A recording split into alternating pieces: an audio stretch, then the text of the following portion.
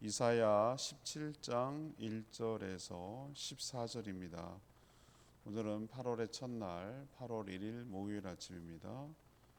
8월 1일자 본문 이사야 17장 1절에서부터 14절까지 교독하도록 하겠습니다.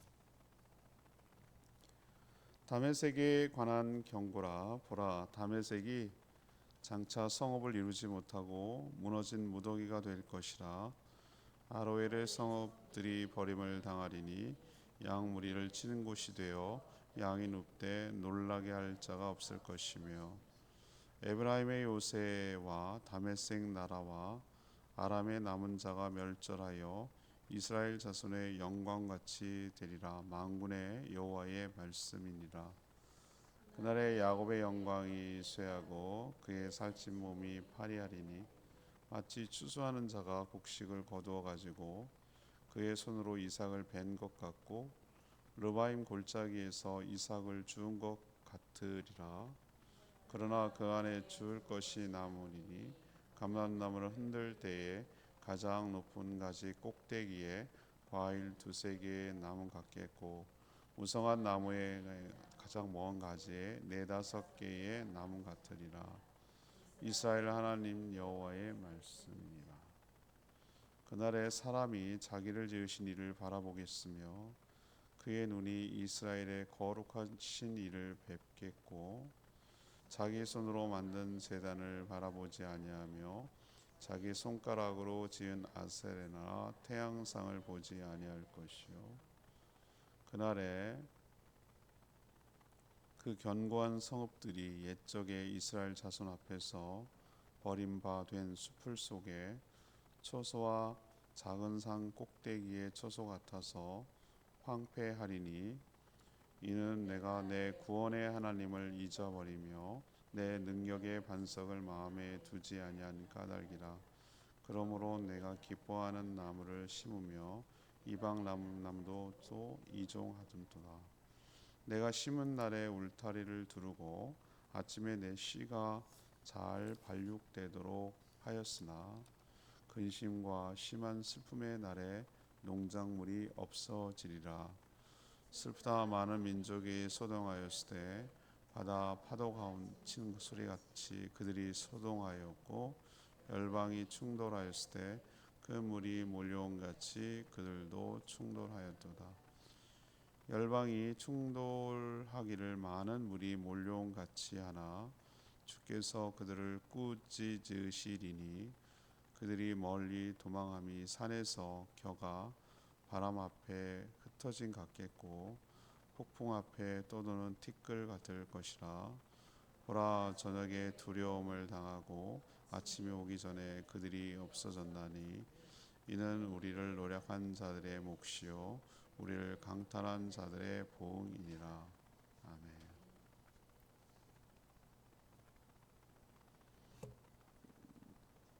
이사야 지금 이 부분은 열방 열국에 대한 하나님의 심판을 쭉 지금 이야기하고 있는데, 어제는 모압이었는데 오늘은 다메섹, 에브라임, 아수르에 관한 하나님의 심판을 지금 예언하고 있습니다. 모두 유다를 괴롭혔던 나라들이라는 공통점이 있습니다. 먼저 아람과 이스라엘은 아수르의 침략으로 망하죠. 과거의 모든 영광은 다 사라지고 무너진 무더기가 될 것입니다. 그날이 오면 비로소 하나님이 창조주와 주권자가 되시고 구원하실 분임을 깨닫게 됩니다. 아수르도 대적은 하나 하나님의 심판으로 결국은 몰락할 것임을 오늘 이야기하고 있는 내용, 이런 내용이 오늘 본문 내용입니다. 오늘 질문은 하나님의 심판은 어떻게 임합니까? 하나님의 심판은 어떻게 임합니까? 이것이 오늘 질문이 되겠습니다. 먼저 1절에서 6절까지 말씀입니다. 하나님을 대적하면 함께 망할 것입니다. 하나님을 대적하면 함께 망할 것입니다.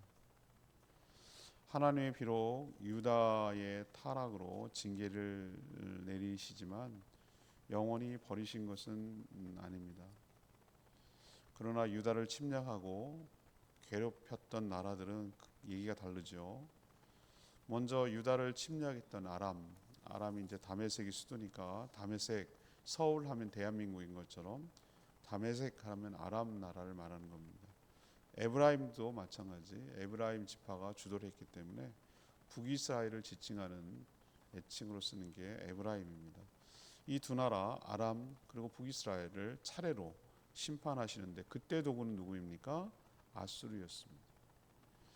한때는 이 두 나라가 매우 영광스러운 땅이었지만 하나님의 심판을 받고 무너진 무더기, 돌무더기 같이 폐허가 될 것이라고 그렇게 말하고 있습니다. 사람들이 사는 땅이 아니라 양들이 눕고 사는, 그러니까 한마디로 말해서 황무지 같이 그냥 사람이 살지 않은, 인적이 끊긴 짐승들이나 그냥 살아가는 그런 땅으로 변하게 될 것이라는 것이죠. 추수할 것도 없는 그런 황무지, 모든 수확이 끝나고 몇 개 남지 않은 열매처럼 소수만 남아서 매우 초라하고 앙상한 가지의 몇 개의 과일처럼 아주 초라하게 될 것이다 라고 말하고 있습니다. 유다는 하나님의 택한 나라이고 또 백성입니다. 비록 징계의 수단으로 그 여러 주변 나라들을 도구로 사용했지만 유다를 치는 것은 곧 하나님을 대적하며 공격하는 것으로 하나님은 간주하셨습니다. 하나님 편에 서지 않고 그 반대편에 서서 하나님을 대적한다면 아무리 힘을 합쳐서 연합해서 공격할지라도 하나님의 심판으로 함께 망한다라는 것을 우리에게 가르쳐주고 있는 줄 믿습니다. 그러니까 우리가 어디에 서야 되는지 분명하게 알려주고 있는 것이죠. 하나님께서 믿는 자들에게도 징계를 가하지 않는 게 아닙니다. 정신 차리라고, 그렇게 계속 가면 안 된다고 때로는 혼내기도 하세요. 그게 사랑의 또 다른 표시거든요. 근데 그 혼낼 때 여러 안 믿는 사람들을 이용할 수도 있어요. 그게 이상한 게 아니에요.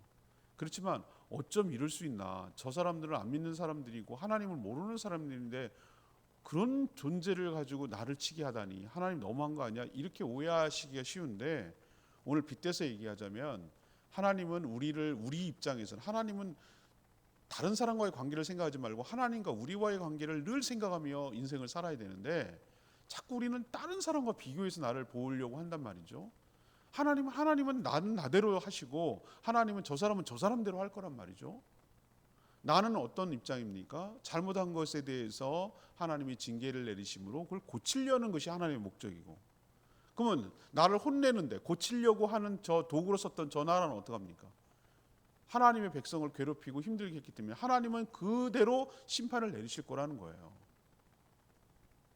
다 달라요. 다 다르기 때문에 하나님이 어떻게 하시는지는 항상 모르신 것이죠. 그의 선하신 뜻대로 하시는 것이죠. 행하시는 것이죠.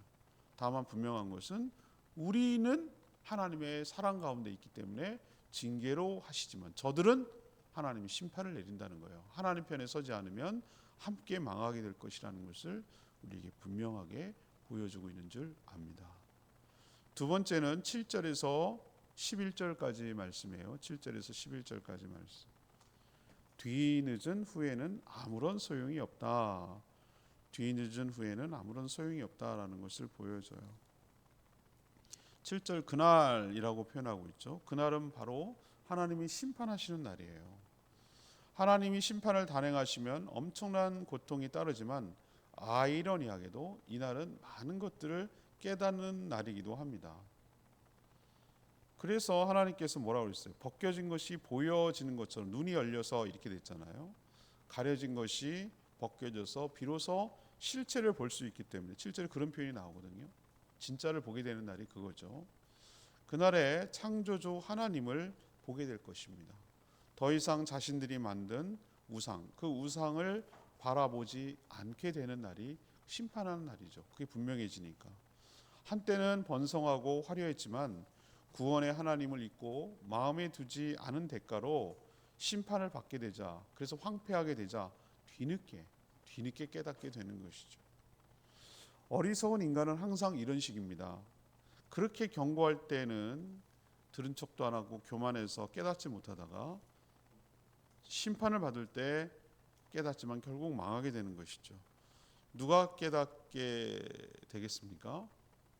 하나님의 심판으로 망하게 된 아람도 또 이스라엘도 깨닫게 되지만 이 모든 상황을 지켜보던 유다 역시 그랬구나. 누가 참 신이구나. 누가 참 이 세상을 다스리는 분이구나. 이것을 심판하시는 것을 보고 깨닫게 될 거예요. 지금도 똑같습니다. 안 믿는 사람들이 얼마나 믿는 사람들을 조롱하는지 몰라요. 자기들은 눈에 보이는 것만, 들리는 것만 믿고 살아가니까. 예수쟁이들이 양치기 소년 같거든요. 맨날 거짓말이나 하고 어리석고 연약한 사람들을 속여가지고 지네들 이권이나 챙기고 이런 것이라고 생각하잖아요. 죽어봤어? 천국 가봤어? 이런 식으로 막 함부로 얘기하잖아요. 정말 함부로 얘기하면 안 되는데 만약 있으면 어떡할 거야? 자기가 다 온 우주와 온 세상을 다 뒤져가지고 하나님이 없다는 걸 할 수 없는 사람이잖아요. 여러 증거들이 있잖아요. 수많은 사람들이 바뀌는 걸 보잖아요. 그런데도 불구하고 어떻게 저렇게 쉽게 단정적으로 함부로 말할 수 있는지 참 무지함을 넘어서 이건 뭐라고 표현해야 될까? 어리석다고 할까? 미련하다고 할까? 뭐 하여튼 좀 안타까워요. 근데 언제 깨닫게 될 것입니까? 하나님의 심판을 하시는 날, 땅을 치며 후회할 거예요. 구름 타고 예수님이 오시는 날 모든 사람이 볼 거거든요. 왜 구름일까? 왜 구름이라고 생각하세요, 여러분들이? 이것도 상징일 수 있는데요. 모든 사람이 공중에 있어야 다 보잖아요. 근데 전 세계에 있는 사람이 동시에 봐요. 어떻게 동시에 봅니까? 이쪽은 이쪽을 못 보고 있죠. 그거는 상징이에요. 주님이 오시는 걸 다 느낀다는 거예요. 믿든 안 믿든 간에. 그날 하다가 진짜라는 걸 깨달았을 때 얼마나, 그때는 이미 늦었죠. 심판이 단행된 때니까. 그리고 믿음이 연약해서 흔들리고 진짠가 아닌가 하면서도 그냥 겨우겨우 대충 그냥 신앙생활 했던 사람도 그날 볼 거예요. 맞네, 사실이었네, 진짜였구나, 진짜 성경대로 되는 거구나 라는 것을 둘 다 느끼게 될 거라는 거예요. 자, 안 믿는 사람은 안 믿는 대로 후회하게 될 것이고, 믿는 사람은 믿는 대로 정말이었구나 라는 것을 깨닫게 될 것이고, 그때 뒤늦게 후회해도 아무 소용이 없죠. 이미 그때는 결정되어 있는 상태니까. 그 전에 기회가 있을 때, 어제 모압에 얘기하면 3년이라는 기한이 있다고 그랬잖아요.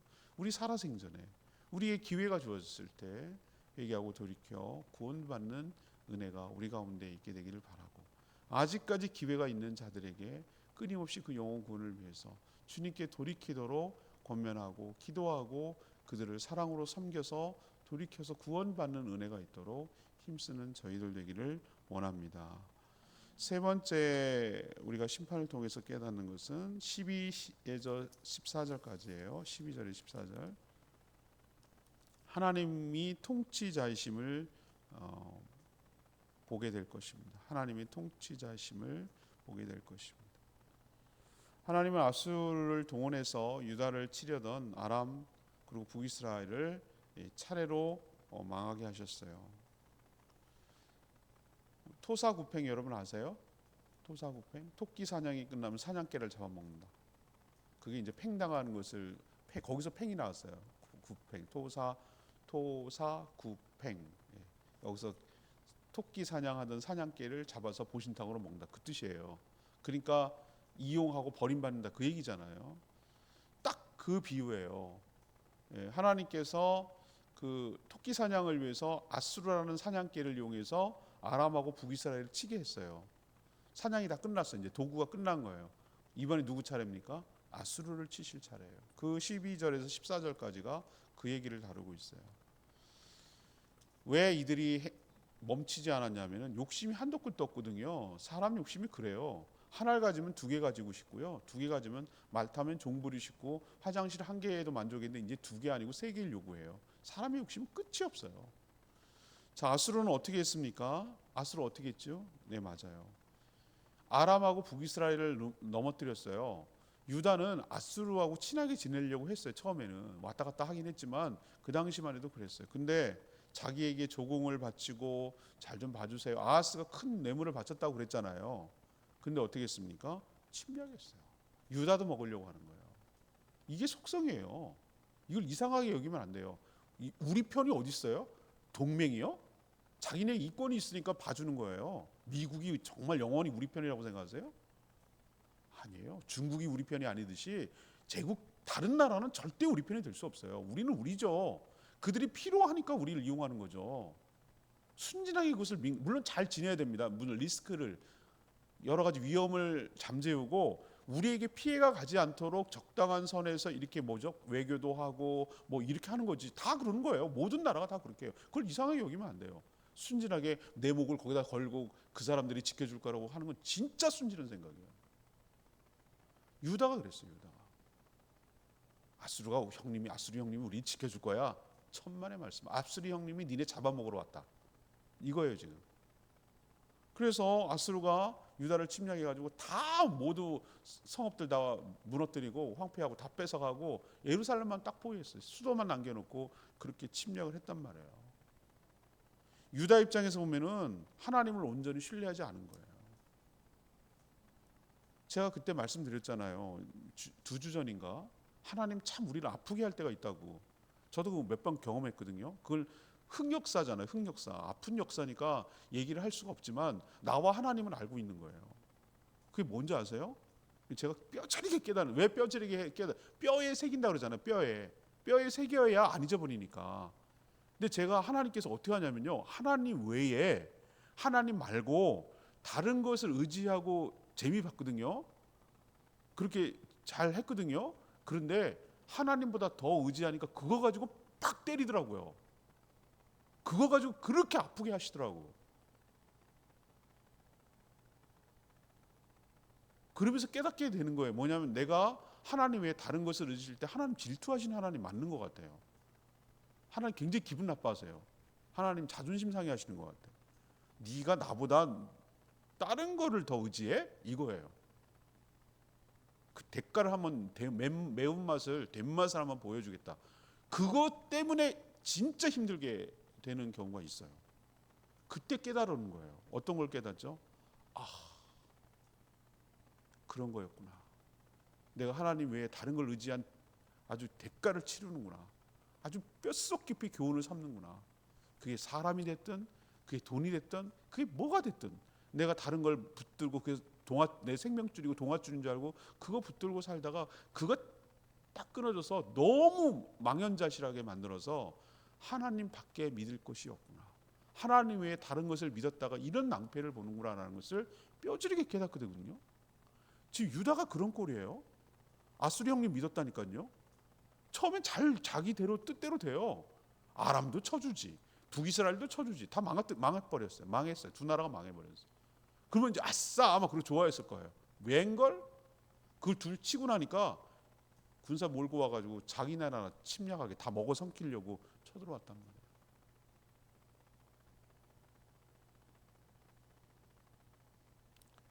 자, 그거는 이제 유다 입장이고, 그러면은 하나님은 또 어떻습니까? 우리 1:1 관계에서 봐야 된다고 그랬죠. 하나님은 아수르를 어떻게 볼까요?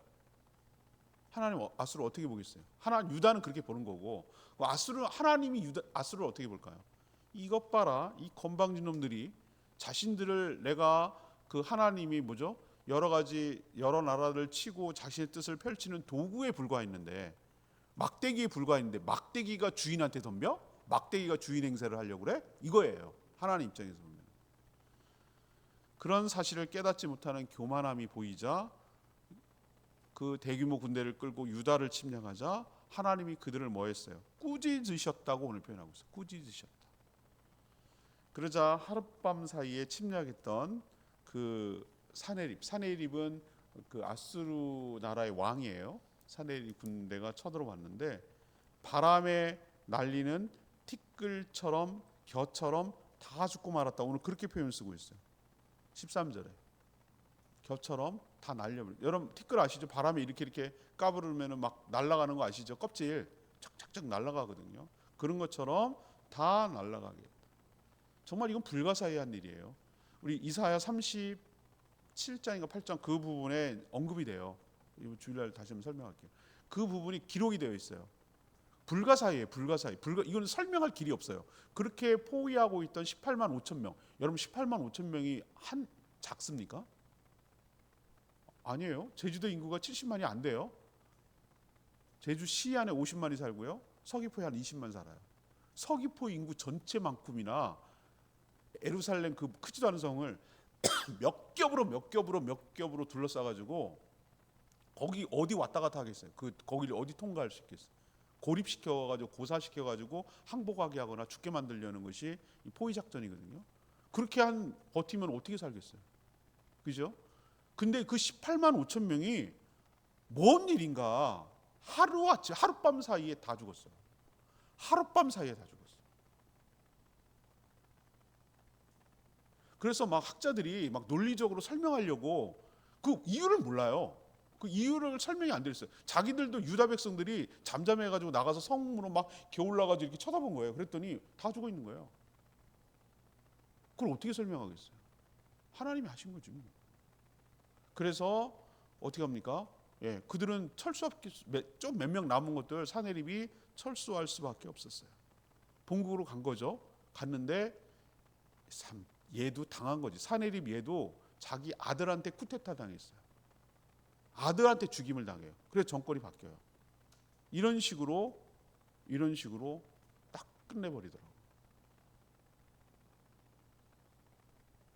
참 불가사의한 일이에요. 하나님이 택한 백성들을 침략한 것에 대한 응징을 하나님은 이런 식으로 보응을 해주시는 거예요. 유다 입장에서는 그런 거고 아수르 입장에서는 하나님 그렇게 다루시는 거예요.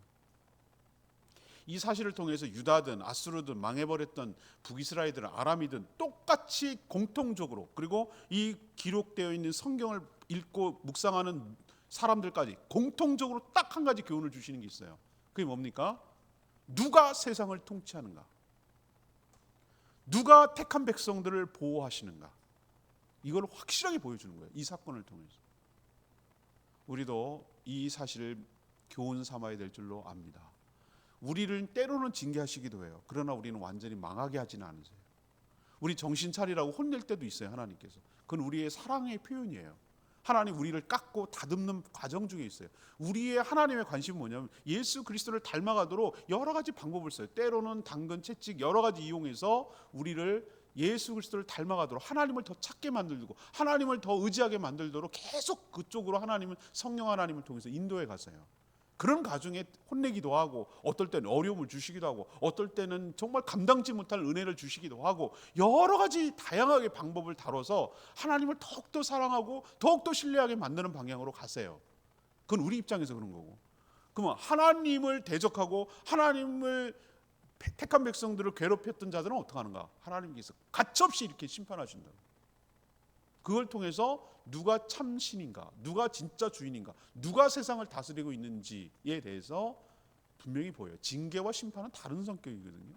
우린 징계지만 우리를 괴롭혔던 자들은 심판이에요. 소멸되는 거예요. 분리되는 거예요. 완전히 없어지는 거예요. 이런 거 기억하시고 하나님을 신뢰하며 하나님의 통치를 신뢰하며 나아가는 저희들 되기를 원합니다. 14절 말씀 보라, 저녁에 두려움을 당하고 아침이 오기 전에 그들이 없어졌나니 이는 우리를 노력한 자들의 몫이요 우리를 강탈한 자들의 보응이니라. 시편 2편에 보면 하나님을 대적하려는 열방들의 모습이 그려지고 있어요. 그게 굉장히 기고만장하거든요. 하나님을 대적하지만 하나님이 분노하시면 질그릇을 부수는 것처럼 그들을 깨뜨릴 거라고 하셨어요. 하나님의 백성들 이렇게 보호하실 것입니다. 우리가 저녁에는 두려움을 당할 수 있어요. 얼마나 밤이 두려울까요? 우리 인생이 그럴 때가 있어요. 때로는 캄캄할 때가 있어요. 앞이 안 보이고 하얘지고 인생에 어려움이 찾아올 때가 있어요. 누구나 이런 고비가 옵니다. 이런 일이 없을 수가 없어요. 살다 보면은 참 별꼬라지를 다 당하고 별 어려움을 다 당하거든요. 어떻게 이럴 수가, 이런 일이 생겨요. 무릎이 힘이 없어서 푹 주저앉을 것만 같은 너무 낭망이 되고 좌절이 되고 힘든 일이 있어요.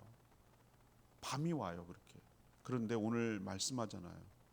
아침이 되기 전에 밤이 됐어요. 그 밤이 계속 들어갈 것 같고 영원히 깨어나지 않을 것 같은 밤, 은유예요. 은유, 밤.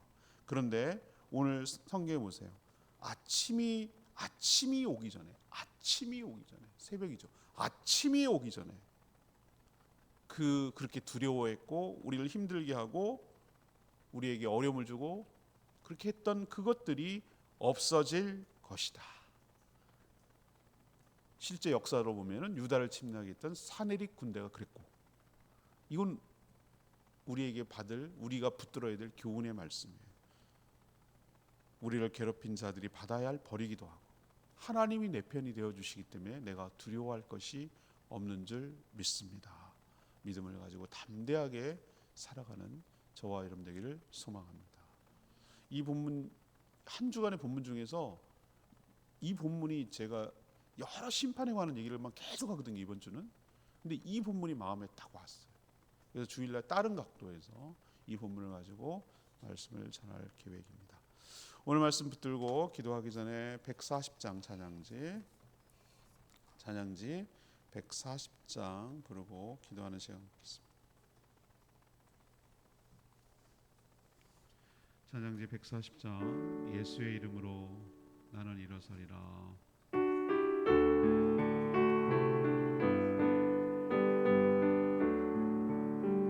예수의 이름으로 나는 일어서리라. 주가 주신 능력으로 나는 일어서리라. 원수가 날 향해 와도 쓰러지지 않으리. 주가 주신 능력으로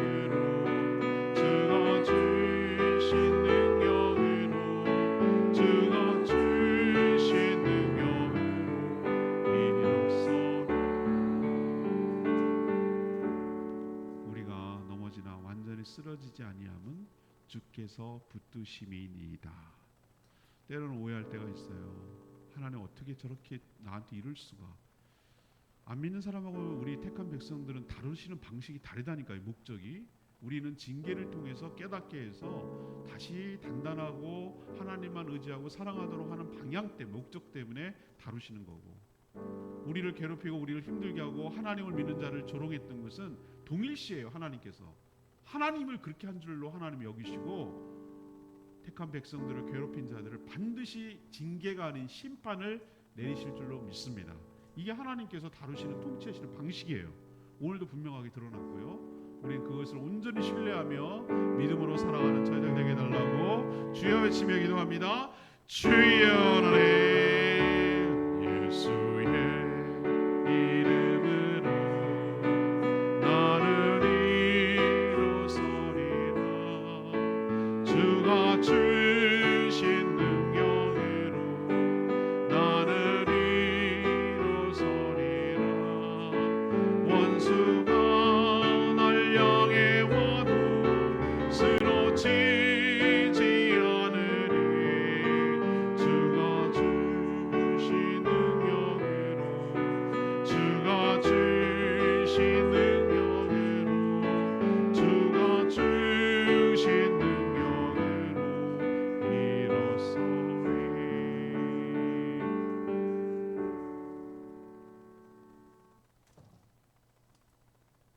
기도합니다. 하나님, 열방을 심판하시는 하나님이 모든 세상의 주권자시며 통치자시며 심판자이심을 믿습니다. 하나님 편에 서지 않고 하나님의 택한 백성들을 괴롭힌 자들은 누구라도 하나님의 심판을 당하게 될 줄 믿습니다. 아무리 화려한 문명을 이루고 영광을 누렸어도 아무 소용없을 줄 압니다. 하나님의 심판을 단행하시는 날, 이들은 비로소 세상의 주인이 누구신지를 깨닫고 뒤늦게 후회할 줄로 압니다. 그러나 이미 기회를 다 놓쳤고 하나님을 대적한 대가를 치르게 될 것입니다. 임마누엘, 우리와 함께 하시는 하나님, 저희들도 함께 하시고 영원히 함께 하시고 우리와 동행하시고 우리가 예수 그리스도를 닮아가도록 인도하여 주실 줄 믿습니다. 오늘도 간구하는 기도 주님 들어주시고 주님과 동행하는 복된 하루 되게 하시며 하나님의 뜻을 이 땅에 이루는 데 쓰임받는 도구와 통로가 되게 하시고 축복의 통로로 쓰임받게 하여 주시옵소서. 죽어가는 영혼들을 향한 하나님의 뜻을 알고 영혼권에 힘쓰게 하여 주시고 또 우리가 해야 할 일 맡겨진 일들, 감당해야 할 일들 감당할 수 있도록 힘과 능력과 지혜를 허락하여 주시옵소서. 무엇보다도 우리의 마음과 생각을 지켜주셔서 죄악 가운데 빠지지 않도록 우리를 유혹에서 이기고 승리할 수 있도록 인도하여 주시고 믿음으로 한 걸음 한 걸음 내딛게 하여 주시옵소서. 주님 손에 모든 것 맡기옵고 예수 그리스도의 이름으로 축복하며 기도합니다. 아멘. 오늘 하루도 주의 은혜 가운데 살아가는 복된 하루 되기를 축복합니다. 충분히 기도하고 하루 시작하겠습니다.